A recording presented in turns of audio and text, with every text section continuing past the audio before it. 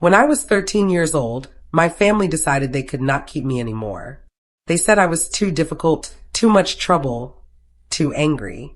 That evening the living room felt heavy and warm from the smell of pot roast my mother had cooked earlier. The plate was still on the table, cold now, with bits of gravy dried around the edge. My small blue suitcase stood next to the front door like it already knew it was leaving. My mother stood with her arms crossed, her lips pressed tight.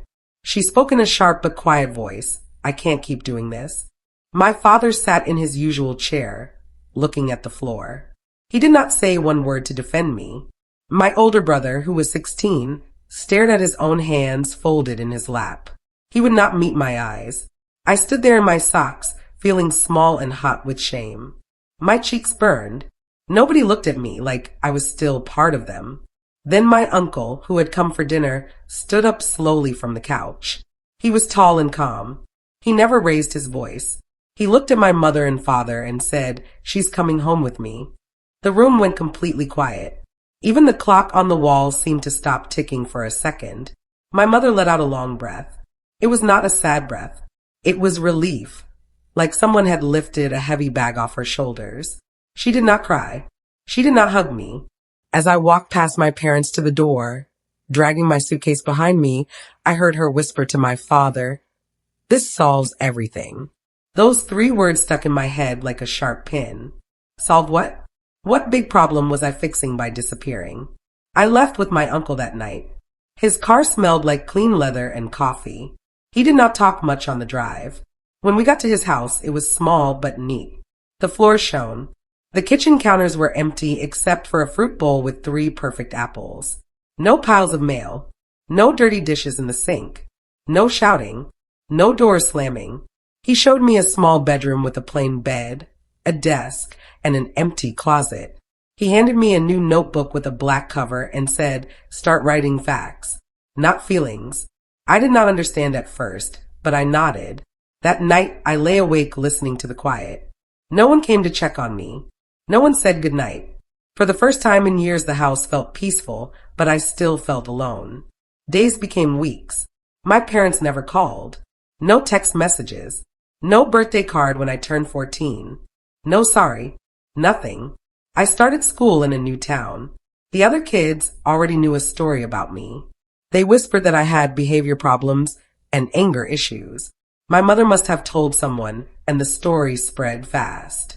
It hurt like a bruise that would not heal. I wanted to stand up in class and scream the truth. But instead, I opened my notebook and wrote down the exact words I heard. Dates. Names. Who said what?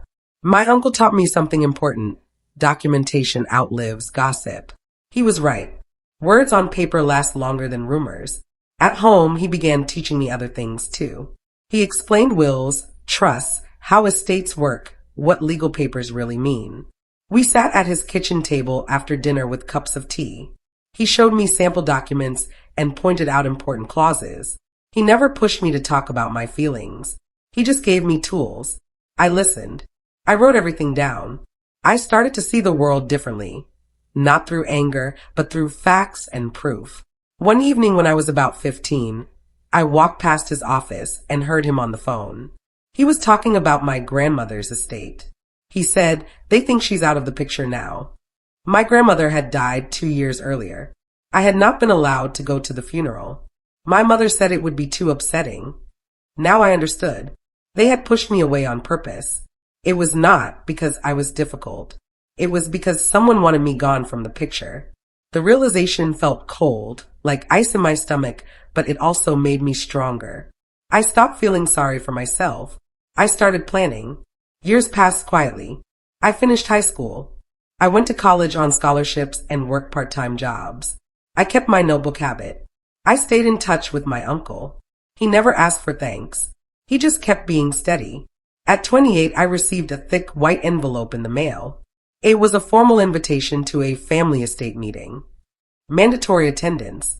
My name was listed in Clause 7 of my grandmother's will. My family must have thought I would ignore it or stay away forever. They were wrong. 15 years after I left, I drove back to my childhood home. The street looked smaller than I remembered. The maple tree in the front yard had grown huge. I parked, took a deep breath, and walked up the steps. I rang the bell. My mother opened the door. Her face went white. She stared at me like she had seen a ghost. My father stood behind her in the hallway. He straightened his shoulders but said nothing. My brother appeared from the kitchen. He was 31 now, taller with a short beard. He looked confused, like he could not place me at first. No one said hello. No one hugged me. I stepped inside anyway. The living room smelled the same, wood polish and faint cooking. The same brown couch. The same coffee table with the same scratch from when I was little.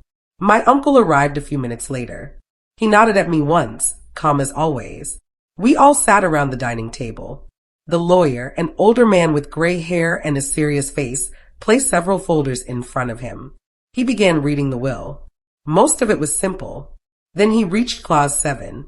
My grandmother had given me conditional oversight authority over her real estate holdings. Not money handed to me. Power. The right to check, question, and audit how the properties had been managed for years. Properties my parents had controlled since her death. My mother interrupted loudly. That can't be right. The lawyer looked up calmly. It is correct, Mrs. Larson. Oversight meant I could demand records. I could look at bank statements, tax payments, leases, everything. My mother's mouth became a thin line. Her hands gripped the edge of the table. I did not smile. I just sat there and breathed slowly. After the meeting, I sent a polite email requesting all financial records for the past 15 years. My father called me the next day. You're being dramatic, he said. My mother texted, You're confused about what this means.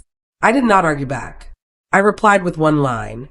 Please send the documents as requested. 3 days later, a box arrived. The files were messy. Pages were missing. Dates had been changed with white out. Numbers did not match. My uncle came over that evening. He looked through the papers and raised one eyebrow. Interesting, he said. That single word felt like a signal. The mistakes were not accidents. I spent weeks working at my kitchen table late into the night. I made spreadsheets. I matched lease payments to bank deposits. I checked property tax receipts. Patterns appeared fast. Small amounts disappeared at first, 200 here, 500 there. Then bigger amounts, thousands. My mother had signed almost every transfer. I did not yell. I did not call her. I kept collecting proof. One day I noticed something strange. One rental property, a small duplex on Maple Street, was missing from every official list. Yet someone had paid taxes on it every year. I found maintenance reimbursement forms with my brother's signature. That night at a family dinner, my parents invited me to keep things civil. My brother would not look at me. He pushed food around his plate. My mother said brightly, It's just a clerical error. I smiled and said, I understand. I'll need the bank statements for that property too. Her smile froze. The pressure grew. The lawyer sent letters saying all documents must be provided by law. My father became angry. You're tearing this family apart, he shouted over the phone. I answered quietly, I'm only asking for what Grandma wanted. My uncle stayed silent in meetings, watching. My mother's perfect calm started to crack. One afternoon, she asked to speak to me alone. We stood in the backyard near the old swing set. She looked tired. Why are you doing this? She asked. I looked straight at her. Because Grandma trusted me too. She turned away. The bank statements finally came. They showed everything. Rental money going month after month into a private account in my mother's name. 15 years of quiet stealing. I printed every page. I dated each one. I put them in folders with tabs. I still said nothing loud. Then I found the worst part. One large transfer happened the exact week I was sent away at 13. The label read emergency adjustment. I pulled out the trust amendment from that same month. Grandma had added clause 7 and named me just days before I left. My hand shook. I had not been too hard to handle. I had been in the way of their plan. I called for a full family meeting. Dinner at the house. Lawyer present. My mother looked pale but tried to act normal. My father said it was a waste of time. My brother kept checking his phone. I brought my folders, organized, clear, impossible to ignore. I spoke softly. I started with the hidden property. My mother laughed nervously. Accounting mix-up. Then I opened the next folder.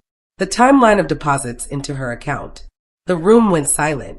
My father stared at her. Really stared. My brother swallowed hard. I asked one question.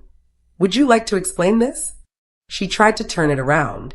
Your uncle put you up to this. My uncle spoke for the first time that night. I never touched those accounts. The lawyer nodded. The authority belongs to her alone. My mother's voice shook. My father asked for a break. Everyone left the table. My brother followed me to the hallway. He whispered I knew about one account. She said it was temporary. Temporary for 15 years. He looked like he might cry. He admitted he had not planned it, but had stayed quiet and taken some money too. Then he said, there's another account you haven't found. I found it. Renovation funds that were never spent on repairs. Some signatures looked forged. Amounts too high. My father acted shocked. I put it all into a report. My mother now looked at me with fear. The lawyer suggested a professional forensic audit. Experts came. They went through every paper. The house felt different, tense, cold. No more family dinners. Phone calls lasted seconds. I stayed calm. The truth worked without my help. The first report came. Misuse confirmed. Large unauthorized transfers. Lawyers talked about possible legal action. My father yelled at my mother behind closed doors. I heard it from the hallway. For once I was not the problem. I was only watching. My mother came to me alone one night. She begged. Drop this. It was for the family. You owe me. I said, I owe Grandma. Not you. She cried. I did not comfort her. The extended family heard. Cousins called me. Aunts asked questions. The old story about the troubled girl disappeared. My mother stopped coming to gatherings. My father spoke less. The power changed quietly. Recovery terms arrived. Repay the money. Give up control. Admit the mismanagement to the family. No jail if they agreed. My mother signed.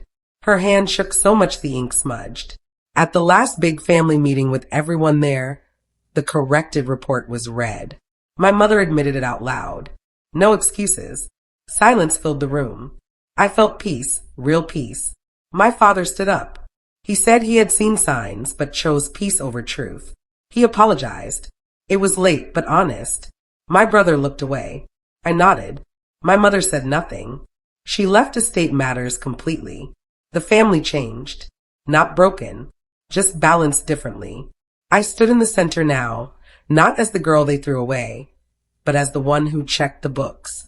My uncle took me aside later. You never needed revenge, he said. You needed timing. They sent me away to hide their secret. 15 years later, the secret came out because I waited, collected facts, and stayed calm. I did not break my family. I showed what was already cracked. And by doing that, I walked out of the shadow they made for me when I was 13. Everything changed because I waited.